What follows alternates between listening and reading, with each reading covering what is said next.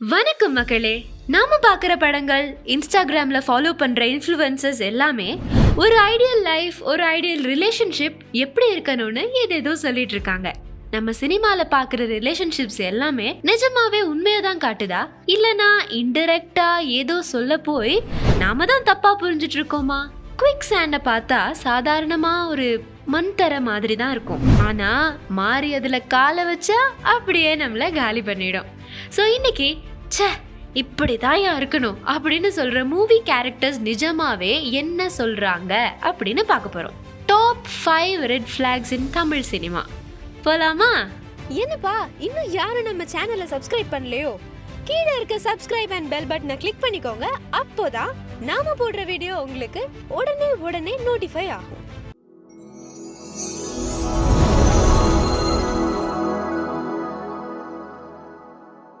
Number 5, Remo. என்னதான் சிவகார்த்திகேயன் அழகா வந்து ரொம்ப மேஜிக்கலா ப்ரப்போஸ் பண்ணியிருந்தாலும் கிளைமேக்ஸ் வரைக்கும் அவங்க மொத்த ரிலேஷன்ஷிப்பும் ஒரு பொய்யில தான் ஓடிட்டு இருக்கும். அதுவும் யாருன்னு தெரியாத ஒரு பையனோ பொண்ணோ வந்து என்னை எப்போ லவ் பண்ணுவ அப்படின்னு கேட்குறது சினிமாவுக்கு வேணா ஒரு ஓ மை காட் மூமெண்ட்டாக இருக்கலாம். பட் ரியாலிட்டியில் என்னை விட்டுடுறா சாமி அப்படின்னு நம்மளை ஓட வைக்கும்.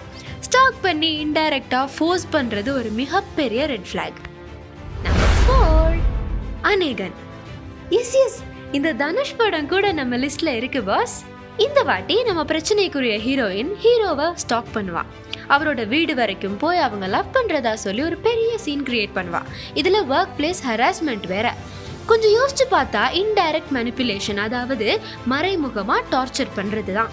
இதுவும் சினிமால பார்த்தா ஹீரோவுக்கு ஏதோ ஒரு கெத்தா இருக்க மாதிரி தான் தெரியும். பட் ரியாலிட்டியில ஆஃபீஸ்க்கு கூட நிம்மதியா போக முடியாத ஒரு நேரம். இது மிகப்பெரிய ரெட் ஃபிளாக். நம்பர் 3, எம்டன் மகன். இதுல அப்பா மகன் ரிலேஷன்ஷிப் நிறைய சொல்லியிருப்பாங்க, ஆனா நம்ம கவனிக்க மறந்தது சைட்ல நடக்கிற அந்த ஹஸ்பண்ட் அண்ட் ஒய்ஃப் ரிலேஷன்ஷிப். அந்த அப்பா கேரக்டர் அவரோட கோபத்தினால அவரோட ஒய்ஃபை வந்து அவங்க பிறந்த வீட்டில் இருக்கவங்களோட பேசக்கூடாதுன்னு சொல்றதும், அவங்க ஆள் மனசுல உள்ள சிரமத்தை புரிஞ்சுக்காம ரெஸ்பெக்ட் பண்ணாம ஓவர் கண்ட்ரோலிங்காக நடந்துக்கிற அந்த பிஹேவியர் நார்மல் பிஹேவியரே இல்லைங்க. இது ஒரு மிகப்பெரிய ரெட் ஃப்ளாக். நம்பர் 2, ஒரு கல் ஒரு கண்ணாடி. இதில் என்ன ப்ராப்ளம்னு நீங்கள் கண்டிப்பாக கண்டுபிடிச்சிருப்பீங்க. ஏன்னா பார்க்குறப்போ சிரிச்சு கூட இருப்பீங்க. பட் யோசிச்சு பாருங்களேன், ஒருத்தர் இன்னொருத்தரோட ஃபிசிக்கல் அப்பியரன்ஸ், அதாவது உடல் தோற்றத்தை வச்சு கேலி பண்ணுறது சினிமாவில் ஒரு சாதாரணமான விஷயமா போயிடுச்சு.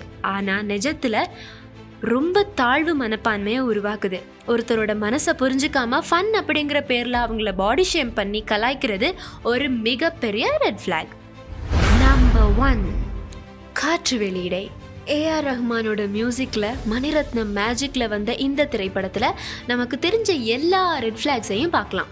என்னதான் வருண் அழகா வந்து மனதை கவரும் டயலாக்ஸ் எல்லாம் பேசி மனமுருகி பாட்டு பாடியிருந்தாலும் அவரோட கோபம் அண்ட் லீலாவை நடத்துகிற விதம் அவரோட கேரக்டரையே ரொம்பவே ஒரு ப்ராப்ளமேட்டிக்காக காட்டும்.